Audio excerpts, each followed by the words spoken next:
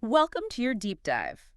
Looks like we're both diving into some pretty intriguing stuff today. Yeah, some fascinating concepts here from what I've seen so far.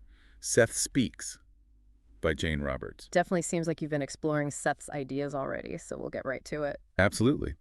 Let's unpack some of those more challenging and exciting bits, like Seth's perspective on time. And those probable selves. Right, exactly. It looks like Seth Speaks dives into consciousness and reality, and it's all channeled through Jane Roberts. Not just another spiritual book, is it? It's presented in a really unique way. Seth speaks with such a specific voice, Yeah, and he makes some pretty bold claims about the nature of reality. Definitely. Right off the bat, I was struck by how Seth defines himself. Doesn't seem like your typical spiritual guide, No, not at all. He calls himself a multidimensional personality. independent of physical matter and time. Exactly. And get this, he even claims to be able to, adopt characteristics From where? from a bank of past personalities, as he calls it. So almost like we're tapping into this universal consciousness. Right. Drawing on a huge pool of experiences. That's wild. Okay, so that's setting the stage for how Seth views things. Yeah, very nonlinear, very multidimensional. Which brings us to one of his most famous ideas. Time is an illusion. Right. He talks about this moment point where the past, present, and future. They all exist at the same time. How's that even work? Well, if you think about it, Seth's suggesting that we're kind of hypnotized by linear time. That our perception of time is limiting us. Yeah. Imagine being able to perceive all possibilities at once. Time as we know it would just vanish. So instead of being stuck on a timeline, we're experiencing all these possibilities right now. In this very moment. Wild right. Mind-blowing. How do you think that changes how we live our lives now? If we're not bound by a rigid timeline, then maybe we have way more freedom than we realize. More freedom to shape our experiences. Exactly. Okay, and this all ties into another big idea, reincarnation. Seth doesn't view it as this straightforward cause and effect thing, right? He talks about simultaneous lives, all happening at once. So it's less about past lives and more about other versions of us existing right now. Yes. Not a linear progression, but a tapestry of experiences. I love that, a tapestry. It's a great way to picture it. Okay, so it's interesting that Seth even talks about a past life as a lecherous farmer. Right. Yeah. Not exactly the image you get when you think multidimensional entity. But I guess even these seemingly funny anecdotes have a point. Oh, definitely. Even those challenging experiences serve a purpose. It's not about judging the past, but about the lessons learned across these different lives. It really makes you think, if we're living multiple lives at once, Each exploring different parts of our potential. does that mean we have more control over what we experience across lifetimes? I think Seth would say absolutely. Yeah. He seems to be saying that growth and understanding They're happening all the time. in this moment and across these different lives. No waiting for death to unlock your potential. That's powerful. Okay, now let's get to one of the most fascinating parts of Seth Speaks. Probable selves. This is where it gets really wild. It's like we each have a multiverse inside us. With other versions of ourselves living out different possibilities. So every decision creates a branching path, and there's a version of us on each one. Exactly. Yeah. How does that change the way you think about choices? It's honestly a little overwhelming to think about all those paths happening at the same time, It makes you wonder if our probable selves ever interact. or even influence the choices we make here and now. Seth does suggest that they're not totally separate entities. But extensions of our multidimensional self. Right. And he hints that they can communicate across time, potentially even shaping our destinies. I'm thinking about those moments when you get a random urge to do something completely new. Like what? Like suddenly wanting to buy a violin even though you've never played an instrument in your life. Right. Seth calls those benign, intrusive impulses. It's almost as if a probable self is nudging you towards a new path. What do you make of that? If our probable selves can influence us, that adds a whole new layer to understanding ourselves and our choices. It's like we're constantly getting guidance from other versions of us. Feedback from across the multiverse. Okay, now let's shift gears a bit. Seth doesn't shy away from discussing consciousness beyond the body either. Right. He goes into out-of-body experiences and death, suggesting consciousness isn't limited to our physical form. So what does Seth say about the afterlife? He challenges those traditional views, suggesting our thoughts and emotions continue shaping our experiences after death. What we think and feel still matters even after we die. And he says there are no real punishments, just opportunities for growth.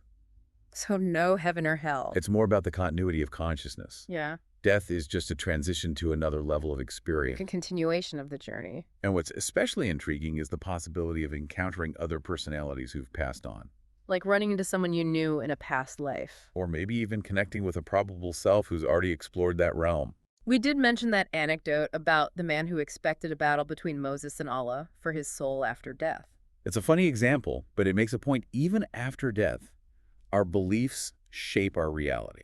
So what we believe right now is really important. If our beliefs continue to shape our experiences after death, it really emphasizes the choices we make now. It makes you think about what beliefs you're carrying with you and if those beliefs are actually serving you. Definitely. Okay, I think we need to take a break here. We'll be back in a moment to continue our deep dive into Seth Speaks. Welcome back to your deep dive into Seth Speaks. We've been exploring some pretty mind-bending ideas so far. Like time being an illusion and those probable selves running around. Right. And we can't forget about those mysterious figures Seth calls speakers. Oh yeah, those are fascinating individuals. It seems like they play a pretty important role in Seth's whole cosmology. They do. They're like teachers who travel across dimensions sharing knowledge. Cosmic professors. Exactly. But Seth mentions that being a speaker isn't always easy. What do you mean? Well, he says that speakers have to understand the thought patterns and the specific reality. Of each person they're teaching. Yes, I see. exactly. It's not a one-size-fits-all approach. Makes sense. Yeah, When you're dealing with different levels of consciousness and different realities. Communication can get tricky.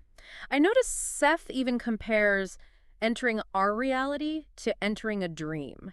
Interesting analogy. He says he only sends a portion of himself here. Kind of like how we might focus on a specific task, but we're still aware of everything else around us. So he's bridging different dimensions to communicate with us. And using symbols and language that we can actually understand. So the way he talks through Jane Roberts, that's him adapting to our level of understanding. I think so.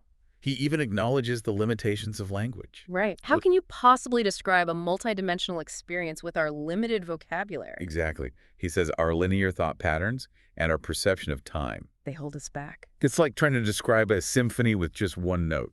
So we're only getting a glimpse of this much greater reality.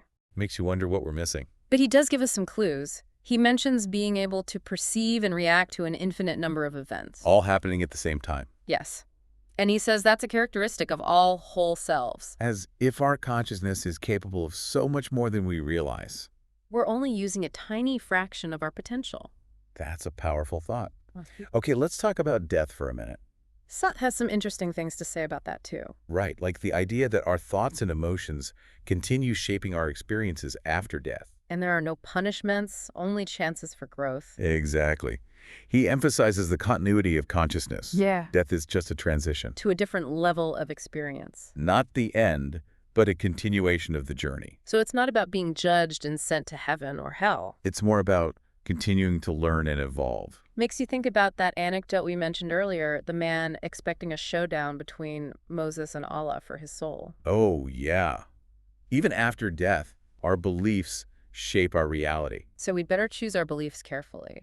Absolutely. Yeah. It makes you wonder what beliefs we're holding on to and if they're actually helping us. Speaking of beliefs, does Seth offer any advice on how to prepare for these transitions? He does. He talks about developing our inner senses. Like intuition. Yes, Oh. exactly. He compares them to our physical senses, but operating on a different level. So we can train ourselves to perceive beyond our physical limitations. He encourages things like dream recall and out-of-body experiences. Expanding our awareness beyond our usual senses. Right. He even suggests specific exercises, Like what? like imagining the existence of these inner senses and clearing our minds to be more receptive. Interesting. Okay, I want to ask you about these coordinate points Seth mentions. Those are fascinating. It sounds like he's saying there are invisible forces at play that can affect us. Areas of intensified energy. And they can influence our well-being both physically and mentally. Yes.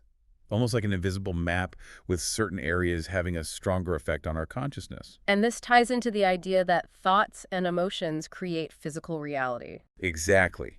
What you focus on matters, and where you focus it matters even more. So if you're in a place with strong coordinate points and you're constantly dwelling on negative thoughts, Those negative experiences might manifest more quickly. but the opposite is also true, Of course, positive and creative thoughts can be amplified too. leading to synchronicity and what we might call good luck. Exactly.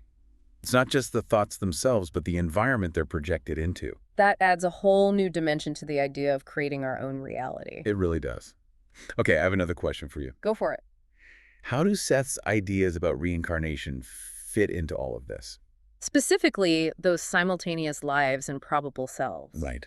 It seems he's saying we're exploring multiple realities at the same time. both in terms of reincarnated selves and probable selves, It's a complex tapestry of experiences, each thread representing a different potential path. and there's no fixed plan or destiny, We have free will to choose our experiences and learn from them. both in this life and between lives, He even challenges the idea of linear development. suggesting that growth happens in many directions simultaneously. It's not about climbing a ladder to some ultimate goal. It's about exploring the infinite possibilities of our being. Beautifully put. Okay, last question for you. I'm ready. How does Seth address the concept of good and evil? That's a big one. It seems he doesn't believe in evil as an ultimate force. But he acknowledges that we experience its effects. So how does he explain that? Well, he suggests that evil is a result of our limited perception. Our tendency to judge and categorize experiences. Exactly. It's a distortion of the natural flow of energy. So we create the concept of evil by imposing our judgments and fears onto reality. He uses a great analogy. Yeah. He compares it to a storm. Okay. One person might see the storm as destructive, while another sees it as a magnificent display of energy. It's all about perspective. Seth wants us to look beyond those limited perceptions. To recognize the interconnectedness of all things. When we do that, we might see that what we call evil is just a misdirection of energy. Not some inherent force in the universe. It's not about fighting evil, but about understanding its origins and transforming our perception. We can choose to see things differently. And we can use our thoughts and emotions to shape a reality that reflects our values. That's a powerful message. That's a lot to think about.